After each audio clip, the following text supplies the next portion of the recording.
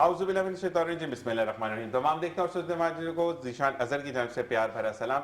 आज 9 रबीउल अव्वल है, यानी आज बुध का दिन, और अब कुछ दिन बाद हम आका दो जहां सल्लल्लाहु अलैहि वसल्लम की आमद को सेलिब्रेट करेंगे। आमद जो है वो हमने पूरी साल सेलिब्रेट करनी है, यानी आका दो जहां सल्लल्लाहु अलैहि वसल्लम। जैसे मैंने कल भी प्रोग्राम में कहा कि आप ना होते तो शायद दुनिया से जहालत ख़त्म ना होती, आप ना होते तो बेटी को इज्जत ना मिलती, आप ना होते तो हमें दीन हक ना मिलता, और आप ना होते तो हमें एतदाल, बराबरी और उस बात की नवीद ना मिलती कि हमें आखिरत में लौट कर अपने रब के पास जाना है, जिसकी एक जिंदा मिसाल ये है। एक बादशाह है, या हम अब बादशाह तो नहीं कहेंगे, एक ओनर ऑफ द कंपनी है, और एक वो बंदा जिसको हम चपरासी भी कह सकते हैं, वो हम डस्ट क्लीनिंग वाला भी कह सकते हैं, या हम सिक्योरिटी गार्ड की बात कर लेते हैं कि एक सिक्योरिटी गार्ड है।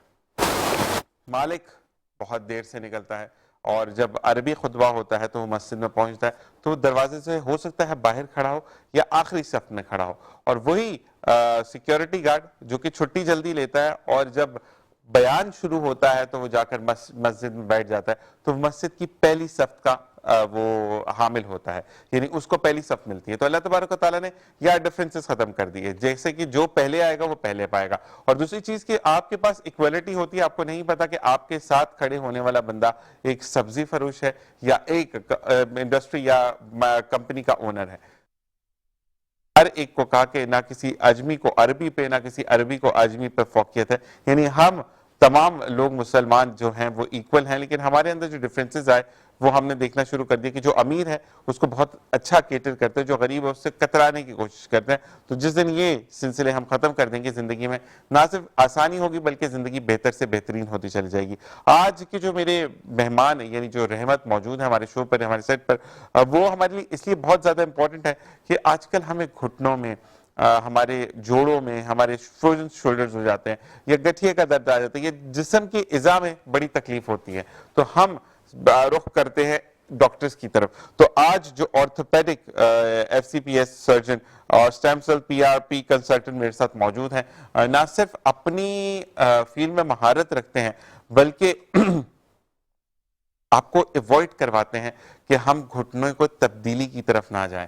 हम जो अल्लाह तबारक तआला ने हमें चीजें अता की हैं, हम उसको कैसे बेहतर से बेहतरीन बना सकते हैं।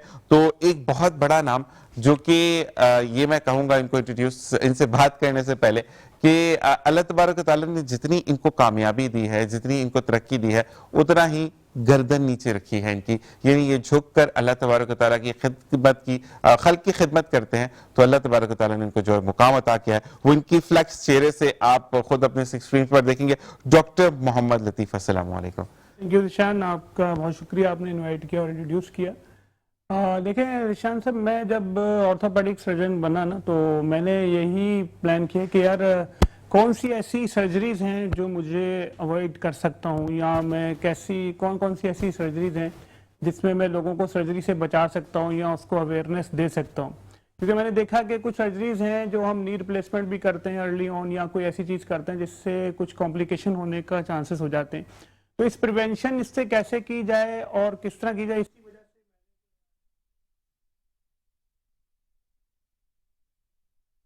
ऑस्ट्रेलियन टेक्नोलॉजी के साथ स्टेम सेल्स और पीआरपी ट्रीटमेंट, ओजोन थेरेपी और बायोऑक्सीडेशन, इस तरह की मल्टीपल थेरेपीज की तरफ मैं जाना शुरू हुआ, और मैंने इस पे काम करना शुरू किया, और अल्हम्दुलिल्लाह 8 से 10 साल हो चुके हैं। हमारे centre Australian Karachi stem cell clinic के अंदर घुटनों का इलाज, फ्रोजन शोल्डर का इलाज, कमर की दर्द का इलाज, न्यूरोपैथी, इवन ऑटिज्म, इन सब चीज़ों का इलाज जो है हम लोग स्टेम सेल्स ट्रीटमेंट के जरिए करते हैं। और स्पेशली स्पोर्ट्स इंजरी, जब मैंने देखा मेरे बहुत सारे दोस्त हैं वो स्पोर्ट्स खेलते हैं, ख़ास तौर पे हमारे जो हैं पठान कम्युनिटी के लोग और बलोच, इनको बहुत शौक है खेलने का, और अक्सर होता है मेरे पास आ जाते हैं, इवन पेज पे भी मैसेज करते हैं कि हमें जो है घुटना ट्विस्ट हो गया, या जो है स्पोर्ट्स इंजरी की वजह से घुटने में सूजन हो गई या चोट लग गई, अब हमें खेलना मुश्किल हो रहा है। तो जब मैंने इनकी डायग्नोसिस देखी तो मैंने देखा कि स्पोर्ट्स इंजरी में बहुत जगहों पर ऑपरेशन करना पड़ जाता है। तो इसी का अल्टरनेट जो है मैंने ट्रीटमेंट जब स्टार्ट की, तो जिसमें सरे फेरस जो है वो स्टेम सेल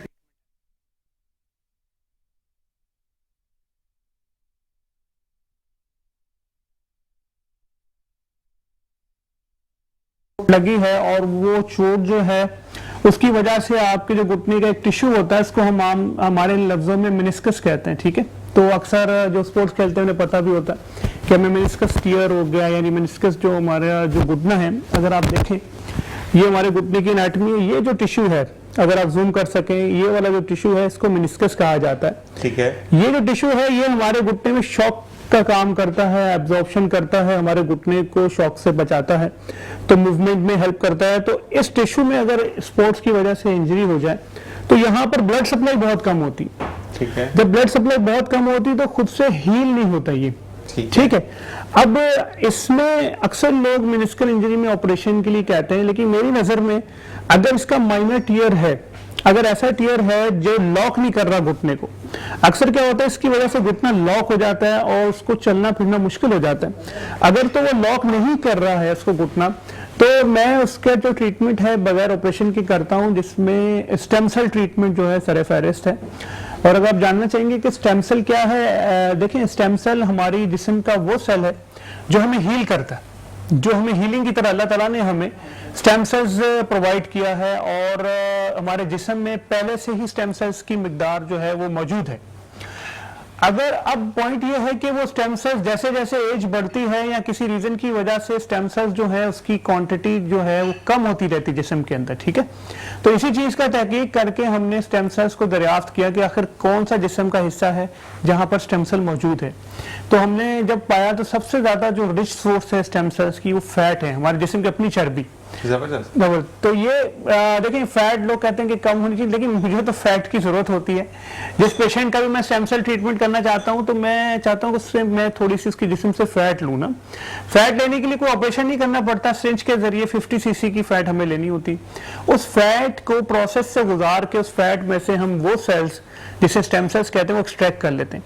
देखिए आप अगर कोई पेशेंट है उसका फैट लिया उसी से स्टेम सेल बनाए तो उसका मतलब क्या हुआ कि ये नेचुरल प्रोसेस हुआ ट्रीटमेंट का ना, इसमें कोई बाहर से अद्वियात शामिल नहीं है, कोई ऐसी दवाई नहीं शामिल जिसमें जो है जिसके एडवर्स इफेक्ट हो सके। तो आप ही की बॉडी के हिस्से से हमने आप ही के लिए स्टेम सेल्स को क्रिएट कर लिया।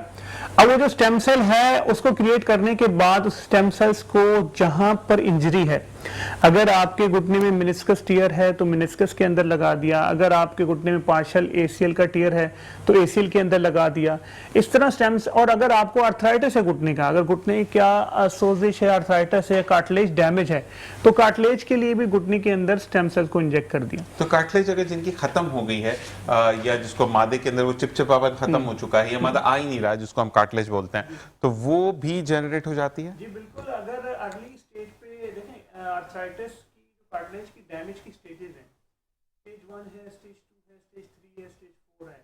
इसीलिए हम प्रोग्राम भी टीवी के करते हैं, लोगों को अवेयरनेस हो सके कि जितना अर्ली डायग्नोसिस हो जाएगा उतना आपका जो घुटना है ऑपरेशन से बच सकता है, क्योंकि हमारे पास पहले तो ये ऑप्शन मौजूद नहीं थे। तो सब अभी कॉल आई है कि अगर नी रिप्लेसमेंट है तो उसकी कॉस्ट क्या पड़ती है पर नी रिप्लेसमेंट की? देखें कॉस्ट हर सेटअप में डिफरेंट वो होती है कि कहाँ पर क्या नी रिप्लेसमेंट। जैसे कि मैं कहूँ कि अगर आपने घुटने की जो अपनी अमाउंट है, जो घुटना जो अच्छी क्वालिटी का आता है वो 3-3.5 लाख का घुटना ही आता है। सही। और रिप्लेसमेंट के साथ अगर नॉर्मल सेटअप की बात करें 6 से 7 लाख का खर्चा हो जाता है नी रिप्लेसमेंट में, ठीक है। इन्हीं चीज़ों को अवॉइड करने के लिए हमने सर्जरी से अवॉइड करने के लिए ही तो स्टेम सेल ट्रीटमेंट को शुरू किया है कि किसी तरह सर्जरी से अवॉइड हो, लोगों को अवेयरनेस हो कि हम जो है न्यू जो ट्रीटमेंट करते हैं उसमें क्या कहते हैं, किस तरह हम सर्जरी से पॉसिबिलिटी है कि बचा सकते हैं।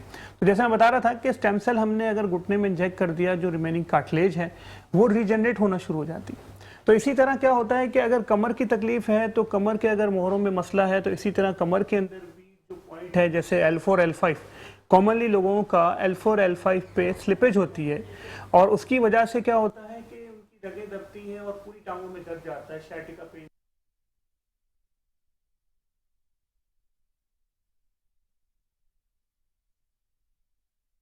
तो उससे क्या होता है, आहिस्ता आहिस्ता जो डिस्क है वहाँ से वो डिसइंटीग्रेट हो जाती है, ख़त्म हो जाती है, और जब वहाँ पे कंप्रेशन आना बंद हो जाता है तो ऑटोमेटिकली पेशेंट की सिम्टम्स में कमी आना शुरू हो जाती है। तो ये एक लेटेस्ट है जो ऑस्ट्रेलियन टेक्नोलॉजी के ज़रिए हम लोगों ने काम ये तकरीबन गुज़िश्ता 8 से 10 साल से कर रहे हैं। तो अल्हम्दुलिल्लाह मोर देन 80% ऐसे हैं पेशेंट जो सेटिस्फाइड हैं और जिनको फ़ायदा हुआ है। बाकी देखिए शिफा अल्लाह के हाथ में, 100% नहीं बता सकते कि कितना होगा। ऑब्वियसली मेरा तरीका यही है कि पेशेंट को पहले क्लिनिकली एग्जामिनेशन करना ज़रूरी है, ताकि उसको डिटेल अगर क्लिनिकल एग्जामिनेशन करेंगे, तकरीबन आधा घंटा मैं देता हूँ। मेरी कोशिश होती है पेशेंट मेरी ओपीडी में आता है तो फर्स्ट विजिट पे आधे घंटे का तकरीबन उसका विजिट होता है, आधे से पौना घंटा लग जाता है। एग्जामिनेशन के बाद फैसला होता है कि उसके लिए कौन सी ट्रीटमेंट जो है करंटली मैं कर सकता हूँ। ठीक है। तो इसके बाद जो है फाइनल होता है कि हम जो है इसके लिए स्टेम सेल बेहतर है, इसके लिए पीआरपी बेहतर है, या इसके लिए फिजियोथेरेपी से ही सिर्फ ठीक हो जाएगा। हो सकता है स्टेम सेल की कम से कम कितनी हमें इंजेक्ट करवानी होती है? ये कॉल आई है। देखें स्टेम सेल आमतौर पे जो स्टेम सेल है उसका एक सेशन ही सफिशेंट होता है। तो मेरा तरीका यह है कि स्टेम सेल्स जो है एक सेशन स्टेम सेल्स का करता हूँ, फिर आफ्टर 1 मंथ या 6 वीक के बाद 2 सेशन जो है उसमें बूस्टर डोज जो होती है पीआरपी की, जो मैं अभी जिक्र करता हूँ कि पीआरपी हम ब्लड से बनाते हैं, पेशेंट का ब्लड लेते हैं, उसका इंजेक्शन उससे बना के उसको फिर सेग्रीगेट करके डिफरेंट तरीके से बनाया जाता है, तो वो इंजेक्ट करते हैं। इसलिए आमतौर पे एक सेशन की ज़रूरत होती है स्टेम सेल्स की, और पीआरपी के तकरीबन 3 सेशन जो है हम करते हैं महीने महीने के वक्फे से। स्टेज 4 है। जोहरा का एक कॉल आई आपकी। जोहरा कह रही कि उनकी वालदा का स्टेज 4 है और वो अगर उनको डॉक्टर ने रिकमेंडेड कर दी है सर्जरी, लेकिन वो डर रही हैं जो उनकी वालदा है कि क्योंकि आप फिर मूव अच्छा नहीं कर सकते, और फिर एक आर्टिफिशियल चीज़ होती है जो अल्लाह ने दी है वो डिफरेंट है। तो उन्होंने ये कहा कि अब हम कैसे उसको अगर हम देखें स्टेज 4 है ना, अब मैं यही कहना चाहता हूँ कि मैं एक्सरे या स्टेज को ट्रीट नहीं करता हूँ, पेशेंट को ट्रीट करता हूँ। अब अगर पेशेंट का क्लिनिकल एग्जामिनेशन में करूँ, एक्सरे चाहे कुछ भी मुझे कह रहा हूँ, अगर क्लिनिकल एग्जामिनेशन में उसकी मूवमेंट अच्छी है, उसको डिफॉर्मिटी नहीं है, बिल्कुल घुटना डिफॉर्म नहीं हो गया, बिल्कुल टेढ़ा नहीं हो चुका है, और बोनी डिफॉर्मिटी नहीं आई, और उसका जो घुटने की मूवमेंट अक्सर एक्सरे में स्टेज 4 होती है, लेकिन पेशेंट को इतना शिद्दत का पेन नहीं हो रहा होता, पेशेंट अपनी नॉर्मल एक्टिविटीज़ भी कर रहा होता है, और पेशेंट जो है उसको जो है क्या कहते हैं उसकी मूवमेंट बेहतर होती है। जब मूवमेंट बेहतर होती है तो मैं उसको सर्जरी एडवाइस नहीं करता। अगर उसको पेन स्टेटस नहीं है, उसका इतना ज़्यादा मूवमेंट उसकी अच्छी है और उसकी मोबिलिटी डिफॉर्मिटी नहीं है, तो मेरी कोशिश होती है कि उसको स्टेम सेल्स के जरिए ठीक करूं। इसीलिए मुझे अक्सर मेरे पेज पे भी लोग एक्सरे भेज देते हैं, लेकिन मैं चाहता हूं कि एक बार एक्सरे को ट्रीट नहीं करना है, पेशेंट को ट्रीट करना है। पेशेंट को अगर देखूंगा, डिटेल एग्जामिनेशन करूंगा, अक्सर ऐसा होता है एक्सरे बहुत वर्स होते हैं, लेकिन पेशेंट को हम देखते हैं तो पेशेंट काफ़ी बेहतर होता है, उसकी जो है कंडीशन इतनी डिफॉर्म नहीं होती। एक्सरे में बोन और बोन लगी होती है कि ऐसा लगता है बोन से बोन मिल चुकी है, कोई इसमें मूवमेंट ही नहीं होगी, मोबिलिटी नहीं होगी, कार्टिलेज जीरो है। लेकिन जब पेशेंट को देखते हैं तो उसको एज सच नीड नहीं होता, तो इसीलिए उसको मैं क्या करता हूँ, फिर सर्जरी उसकी नहीं करता हूँ, कोशिश करता हूँ उसको स्टेम सेल्स के जरिए ठीक करूँ। ठीक है। रुस्तम, एक और मैसेज आया है आपके लिए कॉल पे कि भाई हैं, उनकी जो घुटने की जो लेयर होती है वो हड्डी दोनों आपस में टकरा रही है, रगड़ खा रही है, कार्टिलेज बिल्कुल खत्म हो चुका है। अच्छा, उन्होंने जो जेल आती है वो भी इंसर्ट करवाई है, जो कि कोई गालिबन 13 दिन चली है। हाँ। और फिर से उनको पेन स्टार्ट हो गया, तो क्या इसमें भी स्टेम सेल जो बिल्कुल जी, जेल जो है उसको हाइलुरोनिक एसिड कहते हैं, हम लोग इंजेक्ट करते हैं। इसमें मुख्तलिफ वैरायटीज़ आती हैं।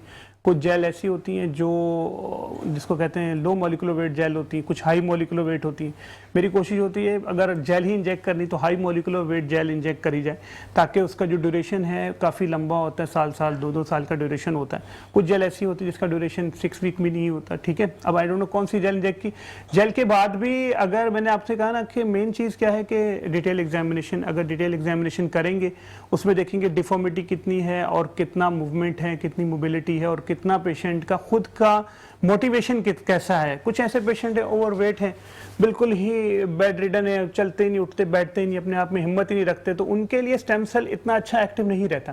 थोड़ा सा अगर पेशेंट मोटिवेटेड है और पेशेंट के अंदर एनर्जी है ट्रीटमेंट के लिए, वो मोटिवेशन है उसके अंदर, तो इंशाल्लाह स्टेम सेल से बेहतर हो जाएगा। मकसद हमें एक बात बड़े बुजुर्ग जो कहते थे कि बीमारी को खुद मात देनी है, दवाई मात नहीं देती। यानी आपका हिम्मत, आपका हौसला, आपकी विल पावर जो है वो बड़ी। अच्छा डॉक्टर साहब, आपके लिए एक भाई ने कोई क्वेश्चन नहीं किया, सिर्फ एक बात बोली है कि डॉक्टर मोहम्मद लतीफ साहब से ये कहिएगा कि आपने मेरी ज़िंदगी के अंदर वो ऐसे करके लैलटाइन लेकर आए, उन्होंने कहा कि फ्लिंट लैलटाइन लेकर आए, यानी मुझे जो है वो ज़िंदगी की तरफ आपने रोशनी का एक सफ़र दिखाया, क्योंकि मैं अफोर्डेबल नहीं हूँ और मुझे ऑपरेशन का कहा जा रहा है बार बार। तो मैं ज़रूर बिल्कुल जी, आप अगर विज़िट करना चाहते हैं तो नंबर्स आपकी स्क्रीन पर डिस्प्लेड हैं, आप बिल्कुल इन पर रब्ता करके डॉक्टर साहब अपने टाइमिंग्स और डेज बता दें। देखिए, मैं कहूँगा कि मेरी जो ओपीडी होती है वो ऑस्ट्रेलियन कराची स्टेम सेल में होती है, 3 दिन ओपीडी।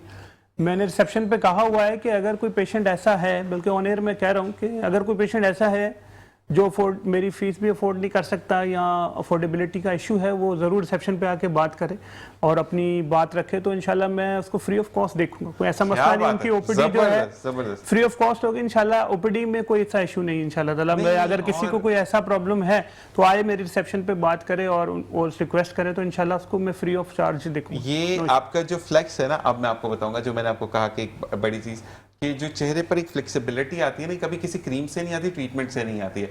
ये जब आप अल्लाह ताला की खिदमत करते हैं खल्क की, तो अल्लाह तबारक ताला ने तो कुरान पाक में फरमाया ना कि तुम दुनिया वालों का पर्दा रखो, आखिरत की फिर जिम्मेदारी मेरी है। तो यही चीज़ हम साबित करते हुए आगे बढ़ते हैं और साथ साथ बिल्कुल जी कॉकअप किचन में क्या हो रहा है वो भी आपको बताएंगे। और यहाँ पर डॉक्टर साहब से हम मजीद ये बात ज़रूर करेंगे कि क्योंकि डॉक्टर साहब आपके लिए काफ़ी हमें फीडबैक आ रहा है और आपसे रिक्वेस्ट हम करेंगे कि आप हमें हफ्ते में एक दिन जरूर दें, क्योंकि मसला ये होता है। अच्छा सर, एक चीज़ मैं आपसे इसको अगर आप मुझे दें तो मैं एक चीज़ पूछना चाहूँगा कि अगर ये जो एरिया है, जो बोन का एरिया है, ये वाला चीज़ अगर ये फुल इसके अंदर जो ये एरिया पूरा अगर डैमेज हो गया, आपकी वो कहते हैं कि किसी गाड़ी ने हिट कर दिया है और ये वाली जो बोन है ये भी अगर डैमेज हो जाती है, तो इसमें मुझे ये बताएं, ये वाली जी मैं एक दफा कैमरा पे दिखाना चाहूंगा कि ये वाली बोन के बारे में पूछा जा रहा है, अगर ये डैमेज हो जाती है तो क्या फिर इसको भी रिप्लेस किया जाता है या मतलब स्टेम सेल से? देखें, अगर ये जो बोन है ना, सबसे पहले तो अगर डैमेज की बात करें कि डैमेज सेकेंडरी टू ट्रॉमा हुआ है कि नहीं हुआ है। अगर ट्रॉमा हुआ है, चोट लगी है और एक्सीडेंट हो गया, ये फ्रैक्चर हो गया ये एरिया और क्रश हो गया, तो सबसे पहली प्रायोरिटी ये होती है इसको रिस्टोर करना। हम क्या करते हैं, इसको ऑपरेट करके रिस्टोर ज़रूर करते हैं। जॉइंट लाइन को रिस्टोर करना बहुत ज़रूरी है। अगर हम इसको एडिक्वेटली प्रॉपर्ली रिस्टोर कर देंगे तो चांसेस क्या है कि जो कार्टिलेज है इसकी रिकवरी हो जाएगी, ये डैमेज ख़त्म हो जाएगी। अगर इसको रिस्टोर प्रॉपर नहीं कर पाएंगे तो फ्यूचर में ऑन गोइंग इसमें आर्थराइटिस डेवलप होगा और प्रॉब्लम होगा। तो इसीलिए बहुत सारे ऑन एयर, बल्कि ये कहना ही चाहूँगा कि बहुत सारे लोग अभी भी ऑर्थोपेडिक को दिखाने की बजाय जो बोन सेटर्स हैं, जो ऐसे लोग जो हकीम वगैरह हैं, जिनको मैं कहना नहीं चाह रहा हकीम, मेरा मकसद ये है कि जो नॉन एजुकेटेड लोग बैठे हुए जो पट्टियाँ करते हैं, मलते हैं घुटनों को और ये करते हैं, इससे इलाज करते हैं, उसकी तरफ चले जाते हैं अक्सर लोग। और बाद में जब हमारे पास आते हैं तो वो फ्रैक्चर या वो एरिया जो है इतना ख़राब हो चुका होता है, हमें मैनेज करना मुश्किल होता है। कभी कभी तो ऐसा भी होता है कि कुछ एरिया ऐसे होते हैं हम बगैर ऑपरेशन के प्लास्टर के साथ उसको मैनेज कर देते हैं, लेकिन उनकी वजह से, उनकी डिले की वजह से या लोगों की मिस गाइडेंस की वजह से उसमें इतनी देर हो जाती है कि हमें उसको फिर रीड्यू करने में मुश्किलात पेश आती हैं और उसको फ्यूचर भी उसका ख़राब होता है। इसलिए आपके प्रोग्राम के थ्रू मैं कहूँगा कि प्लीज़, अब मीडिया ने इतनी तरक्की कर ली है, अब ऑर्थोपेडिक्स को दिखाना चाहिए जब भी आपको प्रॉब्लम हो, ना कि आप जाके इसकी पट्टियाँ कराएं, मालिशें करवाएं, इस चीज़ की तरफ फॉलो करें। लेकिन वैसे मैं विद सॉरी एक बात कहूँगा कि जितनी आपने होप दी है, मेरे भी 5-6 जानने वाले ऐसे कि जिनकी वाकई में ये प्रोग्राम वो देखेंगे तो उनकी ज़िंदगी में एक होप आएगी। यानी कुछ जो डॉक्टर्स हैं उन्होंने डराव बहुत दिया, क्योंकि देखिए आपका बेसिक मोटो ये है कि आपने बीमारी को सेट करना है, आपने पैसा नहीं कमाना। जब आपका मकसद पैसा कमाना नहीं होता है, विद सॉरी अगर किसी को बुरा लगे, आपका मकसद, मुझे अभी तक जितनी भी मेरी आपसे बात हुई है उसमें बिल्कुल मुझे कहीं से आंसर फील नहीं हो कि नहीं यार मैंने पैसा कमाना, आपने सर्जरी करवानी है और मैंने कोई किलो के साथ डब्बे घुटने मंगवा के रखे या बोरियों के साथ मेरे पास घुटने पड़े हुए तो आपने लगवाने हैं, ऐसा नहीं है। आपकी तरह का डॉक्टर अगर मिले तो मैं ये जरूर कहता हूं कि डॉक्टर वो मसीहा होता है कि 50% बीमारी तो वो अपनी बातों से ही सही कर देता है, अपनी एटीट्यूड से। देखिए, मैं कहना चाहूँ कम्युनिकेशन इंपॉर्टेंट है। आजकल जो लैकिंग है हम डॉक्टर्स में वो ये है कि हम पेशेंट से कम्युनिकेट नहीं करते, खुद से पर्सनल।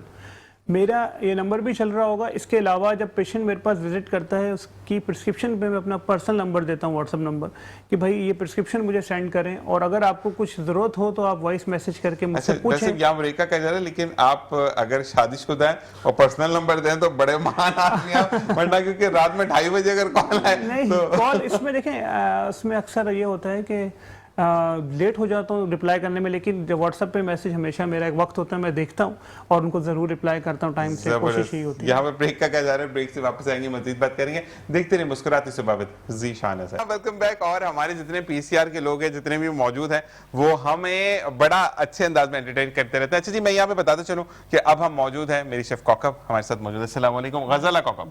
कैसी है गजाला कौकब? ठीक ठाक है जी, बिल्कुल। हम गजाला कौकब की किचन में मौजूद है और आज क्या बन रहा है ये हमें बताएंगी, लेकिन उससे पहले मैं सबसे पहले शुक्रगुजार हूँ अहमद फूड्स का, जिनका ये कहना है कि बेहतरीन जायके आपके किचन में हमारे मसालेजात और आपकी जो भी डिश तैयार करेंगे तो इसमें हमारे साथ पेश मौजूद है अहमद फूड्स। अहमद फूड्स जो नाम है एतमाद का, और साथ साथ आपकी उनकी तमाम वसी रेंज मौजूद है और आप इनको ऑर्डर कर सकते हैं, अपने किचन में बेहतर से बेहतरीन खाने बना सकते हैं। और साथ साथ शाहिद भाई का जो कि चीज़ों को लाइन अप करते हैं। थैंक यू, थैंक्स अलॉट जी। कौकब, आज हम क्या बना रहे हैं? आज हम जो जी टर्किश कबाब बना रहे हैं, जिसकी रेसिपी तो बहुत सिंपल सी है, लेकिन ये है कि नाम बहुत मुश्किल है। जी जी जो जी जो जी टर्किश कबाब है, लेकिन पर्शियन है, बहुत ज़बरदस्त किस्म की रेसिपी है। आप सैटरडे संडे अपने घर वालों को खिलाएं इंशाल्लाह, तो आपकी तारीफ किए बगैर नहीं रहेंगे। जबरदस्त। तो इसमें इंग्रेडिएंट्स क्या क्या है? इसमें इंग्रेडिएंट्स है, ये 500 ग्राम मेरा चिकन है, इसके क्यूब्स बना लिए ना, बोनलेस और बोनलेस क्यूब्स बना लिए। हाफ कप जो है ना ये शिमला मिर्च है, रेड शिमला मिर्च हाफ कप ये है, येलो शिमला मिर्च और हाफ कप ये ऑनियन है, इसके भी आपने स्क्वायर शेप में काट लेना है। बिल्कुल ऐसा ये टॉप में दिखा भी रहे होंगे। जी जी ये ऐसे इसके परते बन जाएंगे इसके, सॉरी मैंने उल्टा से बताया। जी बिल्कुल इसे स्क्वायर शेप में बनाने हैं इस तरह करके। उसके 2 टेबलस्पून हम इसमें दही डालेंगे और half tea spoon half tea spoon नमक है, हाफ टी स्पून लाल रेड मिर्च है, हाफ जो टेबल स्पून हल्दी। हाफ टी स्पून होगा ना? नहीं टेबल स्पून है? टेबलस्पून। अच्छा okay. Half table spoon okay. 1 teaspoon ये काली मिर्च, 1 टेबलस्पून गार्लिक पाउडर, और इसके साथ जाएगा जैतून, जो इसकी सबसे ज्यादा स्पेशलिटी इसका ये है ज़ाफ़रान का, ज़ाफ़रान। और ये इस पे साथ ही 1 टेबलस्पून इसका लीमू जाएगा और थोड़ा सा ऑयल, जो ऑयल है। जी अच्छा जी, इसको एटलीस्ट जो है ना 4 से 6 घंटे आपको मैरिनेशन करना होता है, अदरवाइज इसका जो है ना जायका जो है ना आपको सही नहीं लगेगा। इसलिए रात ये मैं ऑलरेडी बना के लाई हूँ, आप देख सकते हैं इसमें, और इसको ही हम करेंगे और इसको आपके सामने जो हम मैरिनेट करेंगे कैसे करते हैं। जल्दी हम मैरिनेशन शुरू करते हैं। इसको हम साइड पे रखते हैं और ये मुझे पकड़ा दें, इसको मैं साइड पे कर देता हूँ। हम जो है वो मैरिनेशन प्रोसेस स्टार्ट करेंगे कि कैसे हमने मैरिनेट करना है चीज़ों को। तो सबसे पहले हमने डाल दी रेड कैप्सिकम, उसके बाद आएगी जी येलो कैप्सिकम, फिर आएगा जी अनियन इस तरह। ठीक है जी, फिर योगर्ट हम लेंगे टेबलस्पून।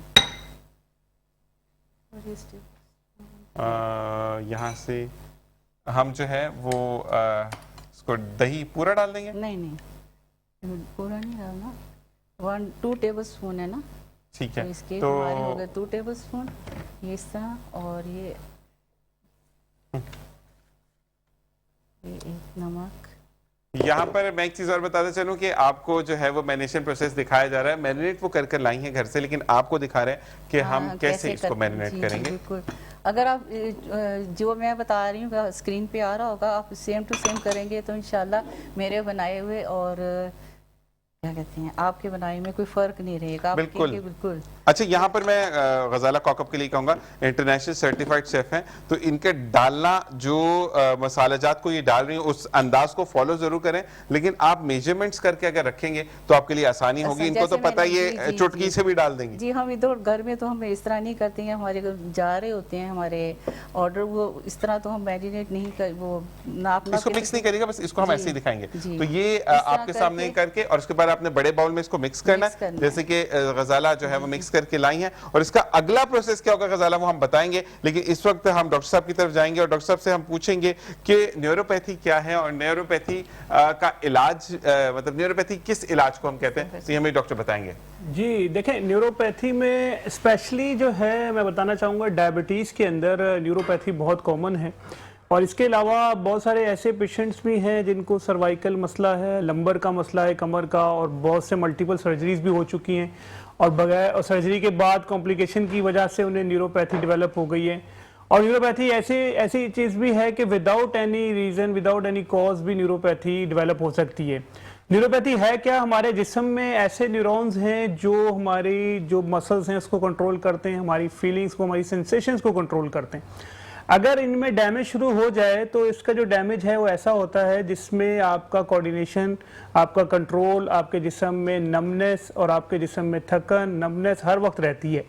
करंटली जो है न्यूरोपैथी के लिए B12 जो है विटामिन वो बहुत अच्छी होती है। B12 विटामिन से जो है आपकी न्यूरोपैथी बेहतर हो जाती है। लेकिन अगर आप लेटेस्ट ट्रीटमेंट पूछना चाहें कि न्यूरोपैथी की मैं क्या ट्रीटमेंट करता हूं, तो उसमें जो सरफहरिस्त है वो ओजोन थेरेपी है। करना ये होता है कि हम पेशेंट का अबाउट 400 ml ब्लड एक्सट्रैक्ट करते हैं, उसके ब्लड में ओजोन गैस को मिक्स कर देते हैं और वो ब्लड जो ओजोनेटेड ब्लड है वो पेशेंट को री इंजेक्ट कर देते हैं। ये जो ड्रिप होती है तकरीबन ये 3 सेशन हमें करने पड़ते हैं 15-15 दिन के वक्फे से। तो अल्हम्दुलिल्लाह विद इन 1 और 3 मंथ के अंदर जो उसकी न्यूरोपैथी की सिम्टम्स हैं उसमें कमी हो जाती है और पेशेंट की जो न्यूरोपैथी है उसमें सिग्निफिकेंट जो है कमी आ जाती है और जितनी भी दवाइयाँ न्यूरोपैथी के लिए उसे लेनी पड़ रही हैं उन दवाइयों की ज़रूरत नहीं पड़ती है। तो मेरी नज़र में करंटली जो हमारे centre Australian Karachi stem cell में ओजोन थेरेपी के इक्विपमेंट्स हैं, ओजोन थेरेपी की जो लेटेस्ट टेक्नोलॉजी मौजूद है उससे आप सबको फ़ायदा उठाना चाहिए। और अगर आप ऐसे पेशेंट हैं जिसको न्यूरोपैथी है, जिसे रूमेटॉइड आर्थराइटिस है, जिसमें बहुत सारी मेडिकेशन लेनी पड़ती हैं, बहुत सारी दवाइयाँ खानी पड़ती हैं, तो उसकी जगह हम उसको रिप्लेसमेंट जो है आपकी अपने ब्लड के अंदर ओजोन गैस के ज़रिए हम बेहतर कर सकते हैं। तो ये है। तो मुझे ये बताइएगा कि ओजोन गैस जो है ये बेसिकली मैंने देखने वाले बड़े परेशान हो गए कि कौन सी गैस होती है ये? देखिए ओजोन एक स्पेशल गैस है जो हम लोग एक इक्विपमेंट के जरिए उसके ब्लड में मिक्स करते हैं। डायरेक्टली पेशेंट को हम नहीं दे सकते, डायरेक्टली पेशेंट को उसकी डोज देना मुनासिब नहीं होती, उसको इनहेल कर सकते। कुछ ऐसे भी हैं जिसमें इनहेलेशन की भी हम ओजोन थेरेपी करते हैं, लेकिन हमारे सेंटर में ज़्यादातर ब्लड ओजोन की जाती है। ब्लड ओजोन का मतलब क्या है कि आपका ब्लड हमने एक्सट्रैक्ट किया, एक स्पेशली उसको ड्रिप में रखा गया, उसके अंदर ओजोन की एक क्वांटिटी जो है मुनासिब क्वांटिटी उसके मुताबिक वो हमारे अपनी वो है उसके मुताबिक हम इंजेक्ट करते हैं और फिर पेशेंट को री इंजेक्ट। डायरेक्टली हम पेशेंट को IV ओजोन नहीं इंजेक्ट करते, ये मेन चीज़। ठीक है, यहाँ पर ऑयल गर्म होने के लिए डाल दिया और मैंने जिस तरह डाल सका था मैंने डाला। बड़ों को उल्टे अंदाज में मैं काम करता हूँ। लेकिन डॉक्टर साहब साथ साथ एक भाई हैं जो कि हमें इस वक्त जाड़ावाला से देख रहे हैं, उन्होंने मैसेज किया है यानी कॉल की है कि आपके डेज क्या है, क्योंकि फिर उनको एक दूसरे शहर से आने के लिए टाइम लगेगा। लेकिन मैं तो चाहूँगा कि आप जो हैं जो नंबर आ रहे हैं उस पर कांटेक्ट करें, हमारे जो मेरे जो टीम है वो आपसे रब्ता करेगी इंशाल्लाह और आपको प्रॉपरली गाइड करेगी कि आपको किस दिन आना है और किस तरह ट्रैवल करके आना है। बेसिकली हमारे 3 डेज होते हैं, मंडे, वेडनेसडे और सैटरडे। दोपहर का टाइम होता है 1 से 3 का टाइम होता है और हम जो बाहर से आने वाले लोग हैं सक्खर से या दूसरे, उनके लिए वीडियो कंसल्टेशन की भी अवेलेबिलिटी होती है। एक ऑप्शन ये होता है कि इतनी दूर से आप आएँ और मैं नहीं चाहता अपना खर्चा करके आए, इन दी एंड आप देखें कि यार आपका डायग्नोसिस कुछ और बन जाए या आप कुछ और जहन लेकर आएँ। तो एक जो दूर से आने वाले हैं उनके लिए वीडियो कंसल्टेशन एक ऑप्शन होता है, तो आप ज़रूर एक वीडियो कंसल्टेशन मैं तो समझता हूँ बुक करें। ठीक है जी। यहाँ पर किचन में हम अगर बात करते हैं तो शेफ़ गजाला कॉकअप जो हैं उन्होंने इसकी तलना शुरू कर दिया है। हम इसको रोस्ट करना कहेंगे या तलना कहेंगे। तो हम कबाब जो है जोजो कबाब, ऐसे ही है ना, जोजो टर्किश कबाब को हमने तलना शुरू किया है और यहाँ पर जारी और सारी है हमारी कुकिंग भी।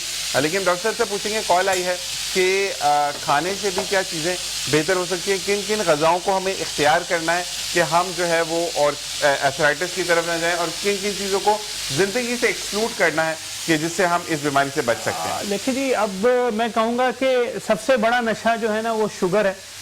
अगर हम अपने डाइट में से शुगर की मिकदार ख़त्म कर दें तो जो हमें आदत हुई है शुगर लेने की, हाई इंटेक करने की, इवन अगर डायबिटिक हैं तब भी और डायबिटिक नहीं भी हैं तब भी, तो मैं तो मशवरा ये दूंगा कि सबसे पहले अपनी जो ग़िज़ा है उसके अंदर से शुगर के कंटेंट ख़त्म कर दें। अगर आप शुगर के कंटेंट ख़त्म कर देंगे तो आपके जिस्म में इन्फ्लेमेशन, जो सोजिश अंदर चल रही होती, जोड़ों के अंदर हो चाहे कहीं भी जो सोजिश चल रही होती, उस सोजिश में खुद ब खुद कमी आने शुरू हो जाएगी और इंशाल्लाह ताला आप 6 वीक इस चीज़ से अवॉइड करके देखें, आपका जिस्म में खुद ब खुद बहुत सारी फिजियोलॉजिकल चेंजेस आएंगी जिससे आपका आर्थराइटिस, आपका पेन, सब चीज़ें बेहतर हो जाएंगी। और अगर बताता चलूँ यूरिक एसिड, अक्सर हमारे पेशेंट ऐसे हैं जिनके टखनों में दर्द, पैरों में दर्द, पंजों में दर्द होता है या ऐसा अंगूठा जो होता है बिग टो पाँव का, उसके अंदर दर्द होता है, तो उसके अंदर यूरिक एसिड की क्वांटिटी जो है ब्लड में बढ़ जाती है और यूरिक एसिड की हाई क्वांटिटी जो होती है हमारी डाइट में होती है। इसमें ख़ास तौर पे हम जो कोल्ड ड्रिंक्स यूज़ करते हैं उसके अंदर यूरिक एसिड बहुत ज़्यादा हमारा रेज होता है। इसके अलावा कुछ जी जी कंटेंट तो अच्छा डॉक्टर साहब, एक सवाल आया है कि अक्सर बड़े बुजुर्ग ये कहते हैं कि अगर घुटनों में दर्द है, पंजों में दर्द है, एड़ी में दर्द है, आपकी जो काफ एरिया होता है उसमें दर्द है, तो पाए खाएं, उससे बड़ा फर्क पड़ता है। या गूदा जो होता है वो पाए का खाएं, क्योंकि उसमें लेस होती है, तो घुटनों की लेस भी बनाता है। तो ये कितने हद तक बेहतर बात है? काफी हद तक बात ठीक है। बोन ब्रॉथ कहते हैं हम लोग, बोन ब्रॉथ इसको ना, जो ये पाए और लेसदार चीजें होती, तो ये हम ले सकते हैं। लेकिन बात वही है कि आप हर चीज बैलेंस करके लेनी है। आप ऐसा नहीं कर सकते कि आप जो है डेली नाश्ता पाई के साथ कर रहे हैं और आप पहले से आपका कोलेस्ट्रॉल बहुत ज़्यादा है और आप जो है आपको आर्थराइटिस है और आप जो है बोन ब्रोथ बहुत ज़्यादा ले रहे हैं, तो हर चीज़ को आपने नॉर्मल मिकदार में लेना है। ऐसा नहीं कि आप जो है डॉक्टर साहब ने बताया कि भाई अच्छा होता है घुटनों के लिए, अच्छा तो है, बिल्कुल अच्छा है, नो डाउट। लेकिन बात यह है कि अगर आप ज़्यादा क्वांटिटी में कोई चीज़ लेंगे तो उसका आपको कोलेस्ट्रॉल पे असर पड़ेगा। अगर आप कोलेस्ट्रॉल के पेशेंट हैं तो इस वजह से आपके लिए वो नुकसानदेह हो सकता है। किचन में देखिए धुएं उड़ना शुरू हो गए और ये अक्सर हम दिखाते हैं कि वो कहते हैं ना महबूब आपके कदमों में, ऐसे धुएं उड़ा होता है। लेकिन यहाँ पर महबूब आपके कदमों में बिल्कुल आएगा, क्योंकि आप महबूब को अच्छे अच्छे खाने खिलाएंगे। क्यों आप ऐसा ही है? स्मोक मिलेगा तो वो हमें एक फ्लेवर से आएगा कि हम बस वाकई में मैं और आप वही वाले लग रहे हैं महबूब आपके कदमों में। तो ये हम चीजें जो है वो बयान करते हैं। लेकिन जहां पर हम बात करते हैं डॉक्टर मोहम्मद लतीफ से घुटनों पे कैसे हम दर्दों को बेहतर कर सकते हैं, क्योंकि ये इतना वास्ट टॉपिक है कि आई गेस हमें 2-3 प्रोग्राम इस पे करने पड़ेंगे लोगों को अवेयर करने के लिए। हमारे यहाँ पर प्रॉब्लम ये है कि हम चीज़ों को सिर्फ उस अंदाज से देखते हैं जिस अंदाज से हमें दिखाया जाता है। अक्सर हम डॉक्टर को अवॉइड करते हैं और हम उन चीज़ों पे बात करते हैं जो कि हमें हमारे बड़े बुजुर्ग बता रहे होते हैं या हमें वो लोग बता रहे होते हैं कि जो हमें चीज़ों को मेंटेन कैसे करना है। लेकिन अगर हम डॉक्टर साहब की बात करें तो विद सॉरी डॉक्टर साहब, मैं एक बात कहना चाहूंगा हाथ उठाकर सॉरी, कि ये चने बेचकर डॉक्टर नहीं बने, ये प्रॉपर्ली डिग्री देकर बने हैं। और फिर अगर किसी भी टॉपिक पर हम बात कर रहे हैं तो वो उसका प्रॉपर हमें आंसर देना है। तो उसका मकसद क्या है कि इनके पास ऑथेंटिक डिग्री मौजूद है। यहाँ पर हमारी गजाला कौकब जो है वो मछलियों, इसी मछली कह रहा हूँ, ये आपको इसको भी फ्राई करना है, आपकी जो क्या कहते हैं मिर्च है ना, और हल्का कर दूं इसको, हम हल्का कर देते हैं। बिल्कुल जी, एक चीज और बड़ा बुरा हूं। और हम आजकल यहाँ पे मुझे लग रहा है डॉक्टर साहब देखे मैं भी कुकिंग सीख जाऊंगा। मतलब आपके एक चीज और ऐड करना चाह रहा हूँ आपके प्रोग्राम के तसल्सल से। देखिए जी, बहुत कॉमन मिथ है कि घुटने में इंजेक्शन लगाने से घुटना खराब हो जाता है। अक्सर लोग जो हैं इस बात पे, बुजुर्ग मना करते हैं और बहुत से जो सीनियर लोग मना करते हैं। लेकिन देखें, पहले ज़माने में जो था वो स्टेरॉइड का इंजेक्शन लगता था, जिसको मैं भी डिस्करेज करता हूँ, ठीक है। अभी करंटली जो है न्यू ट्रीटमेंट अवेलेबल हैं, जिसमें स्टेम सेल्स हैं, पीआरपी हैं, नेशनल ट्रीटमेंट अवेलेबल हैं, इसके इंजेक्शंस अवेलेबल हैं। तो इससे होपफुली इंशाल्लाह ताला किसी किस्म का आपको नुकसान नहीं होता, ठीक है। पहले जमाने के जो इंजेक्शन थे वो स्टेरॉइड के इंजेक्शन थे, जिसको हमेशा डिस्करेज करना चाहिए, जिसको नहीं लगाना चाहिए, जिसको लगाने से एक तो आदत भी बढ़ जाती है और एक घुटना आगे से आगे मजीद खराब होता है। अच्छा सर, मुझे ये बताइएगा कि आपका जो ये स्टेम सेल्स का इंजेक्शन है, ये लगवाने के कितने अरसे बाद बंदा उम्रे पर जा सकता है? ये सवाल है आपके लिए। देखिए जी, स्टेम सेल्स के बाद जो है हम 6 वीक का एटलीस्ट कहते हैं कि पेशेंट जो है 3 वीक्स तो मिनिमम जो है वो रेस्ट ले ले, उसके बाद वो जा सकता है उम्रे के लिए, कोई मसला नहीं है। लेकिन आइडियली जो है 6 वीक का रेस्ट हो तो और अच्छी बात है। अच्छा डॉक्टर साहब, मुझे ये बताइएगा कि अगर किसी को अर्जेंट उम्रे पे जाना है तो क्या वो आपसे आर्टिफिशियल जो इंजेक्शन एक होते हैं जिसको स्टीरॉइड कहा जाता है वो लगवा कर चला जाए और वापस आकर आपसे स्टेम सेल थेरेपी करवाए, तो ऐसा पॉसिबल है? देखें, मैं तो कहूँगा कि अगर कोई ऐसा चाह रहा है कि फ़ौरन से आर्टिफिशियल इंजेक्शन स्टीरॉइड लगाना है, मैं स्टिल डिस्करेज करूँगा। इससे बेहतर ये है कि पीआरपी जो ब्लड से इंजेक्शन हम बनाते हैं वो लगा के चले जाए, और वो लगा के इंशाल्लाह ताला विद इन 3 डेज के बाद भी वो ट्रेवल कर सकता है। उससे भी इसको खातिर खा फायदा होगा। लेकिन बात यह है कि स्टेरॉइड को डिस्करेज करना चाहिए। अगर किसी ने पहले से स्टेरॉइड का इंजेक्शन लगाया हुआ है तो उसका मैं एटलीस्ट 6 वीक का मुझे वेट करना होगा नेक्स्ट स्टेम सेल या नेक्स्ट प्रोसीजर करने के लिए। मिनिमम वेट जो है 6 वीक का हमें रिक्वायर्ड होता है, ठीक है। और मैं तो कोशिश होती, चाहे उम्रे के लिए पेशेंट ने जाना है, कि अगर वो पेशेंट की, और दोबारा ये कहूँगा क्लिनिकल एग्जामिनेशन पे कंडीशन कैसी है, अगर मैं समझूंगा उसकी एग्जामिनेशन करके कि इसको पीआरपी से बेनिफिट हो जाएगा तो उसको मैं पीआरपी का इंजेक्शन ज्यादा प्रेफर करूंगा, ना कि स्टेरॉइड का इंजेक्शन प्रेफर करूंगा। ठीक है जी, ठीक है। यहाँ पर हम जो है वो डॉक्टर लतीफ, मोहम्मद लतीफ साहब से ही कहेंगे कि आपने जितनी भी बातें हमें अभी तक बताई वो वाकई में काफी पॉजिटिव नोट हमें लेकर आए। काफ़ी नहीं बल्कि 100% मैं कहूँगा कि हम पॉजिटिविटी की तरफ जा रहे हैं। और यहाँ पर अगर हम शेफ गजाला कौकब की बात करें तो अब वो ये 2 तरीक़ों से सर्व करें, कुछ ऐसे ही एक डोंगे में, बाउल में, या कुछ चेंज करें, क्या करें? ये प्रेजेंटेशन, ये क्या करें? ये ज़ाफ़रान, क्योंकि ज़ाफ़रानी होते हैं ना, ठीक है, इसलिए क्योंकि दूसरे बाग में ज़ाफ़रान जाते हैं, तो आप ठीक। ये ज़ाफ़रान जो है ना पहले से 1 टेबलस्पून गर्म पानी में, ठीक है, भिगो कर रख दें, ताकि वो कलर जो है ना अपना दे। और जो बचा हुआ है उसको आप दूध में डाल के पी सकते हैं, बड़ी ज़फ़रानी अच्छी ड्रिंक बन जाती है। तो देखिए, चीज़ों को वेस्ट ना करें, उसको अच्छे तरीके से हम अगर ये अकोमोडेट करते हैं तो चीज़ें अच्छी हो जाती हैं। तो हम अब फाइनली दिखाते हैं कि हमारी प्रेजेंटेशन की क्या सूरत हाल है, और हम डॉक्टर साहब की तरफ वापस जाते हैं। डॉक्टर साहब, आप ऐसे ऐसी चीज़ें खाते हैं, टर्किश कबाब हो गए या पुलाव शलाव हो गया? देखिए, हम मना तो सबको करते हैं कि ये चीज़ें नहीं, लेकिन खुद ज़रूर खाते हैं। सच्ची जो बात है हम ज़रूर खाते हैं। हर चीज़ जो है, जो भी देखें, टेस्ट तो इन्हीं चीज़ों में मौजूद है। सच्ची जो बात है, तो मैं ऑनर आपसे बता रहा हूँ कि जो ये इस तरह की जितनी भी चीज़ें जिसको हम मना करते हैं, तकरीबन उनमें बहुत ज़्यादा टेस्ट होता है। जो ये देखिए, ये सच्चाई होती है। डॉक्टर साहब, कभी ऐसा हुआ हो कि घर पे आपने फरमाइशें 2-3 दफ़ा कर दी और बोला कि आज खुद बनाओ फिर हमें भी खिलाओ, कभी ऐसा हुआ आपके साथ? देखिए, वीकेंड का एक दिन होता है, हम रखते हैं, मैं अपने बच्चों के साथ, स्पेशली जो मेरे छोटे बच्चे हैं अल्हम्दुलिल्लाह, उनके साथ किचन में टाइम स्पेंड करते हैं हम। मेरी कोशिश होती है कि बच्चों को अभी से तरबियत दी जाए कि किचन का काम भी, इवन घर के दूसरे काम में भी हाथ बटाएं, ताकि फ्यूचर में एक अच्छा एक चीज मैं बीच में ऐड ऑन करना चाहूंगा, आपको वैसे उसमें चिकन के ऑपरेशन पे, गोश्त के ऑपरेशन पे डाल दिया जाता होगा कि अब तो वैसे ही ऑपरेशन करते हैं अच्छे तरीके से, ये अंडर कट काट के। स्पेशली जब बड़ी ईद आती तो उस पर अक्सर जो है हमें हमारी सर्विस दरकार होती है हमारे घर वालों को, कि आप लोगों को तो बोन्स के बारे में अच्छा पता है, कहाँ से काटें, कैसे गोश्त को वो करें, तो हम काफ़ी हद तक 50% कसाई वाला काम भी साथ में शामिल क्या? करते हैं। अच्छा, वैसे एक फनी बात है, वैसे एक मैंने जोक देखा था कि एक आर्थराइटिस डॉक्टर है, उसके पास एक बैल को लेकर है, तो उसने कहा इस दफा मुझे मत काटो, मेरे घुटनों में बड़ी पीड़ है, अगले साल मैं तैयार हो जाऊंगा। तो ये बड़ा मुझे जबरदस्त लगा था, जो मुझे अभी याद आ गया। तो मुझे ये बताएं कि आप लोगों, अच्छा एक चीज होती है कि आपको दुनिया में माना जाता है, ठीक है, लेकिन समटाइम कभी ऐसा होता है कि घर की मुर्गी दाल बराबर होती है। कभी आपके साथ ऐसा हुआ कि अच्छा आपने तो एडवाइस दी, मैं उस डॉक्टर से भी पूछ लेती हूँ या पूछ लेता हूँ, कभी हुआ आपके साथ? हाँ बिल्कुल जी, मैं कहना चाहूँगा कि अल्लाह का शुक्र है, मैं खानदान में अपने जो है वाहिद अकेला ही डॉक्टर हूँ, तो मेरे साथ वैसे ये कम होता है, मेरे पे काफ़ी ज़्यादा ट्रस्ट किया जाता है। घर वाले जो हैं, इवन गायनी की ट्रीटमेंट भी मेरी बहनें मुझसे ही पूछ रही होती हैं, मैं कहता हूँ यार आपको गायनी के डॉक्टर के पास भेजा है, लेकिन आप फिर मुझसे पूछ रहे हो। तो इन दी एंड मेरा बिहेवियर या मेरी कम्युनिकेशन अपनी फैमिली के साथ भी ऐसी है जिससे क्या कहते हैं, वो लोग मुझे घर की मुर्गी दाल बराबर नहीं समझते, काफ़ी रिस्पेक्ट भी देते हैं, और आप इकलौते हैं, हाँ इकलौता भी हूँ, और कम्युनिकेशन भी अच्छी रखता हूँ सबके साथ। इवन मैं पाकिस्तान में जो स्टे किया है उसके पीछे रीज़न भी, सच्ची बात है यही है कि मेरी फैमिली मौजूद है यहाँ पर, जिन्होंने मुश्किल से मुझे डॉक्टर बनाया।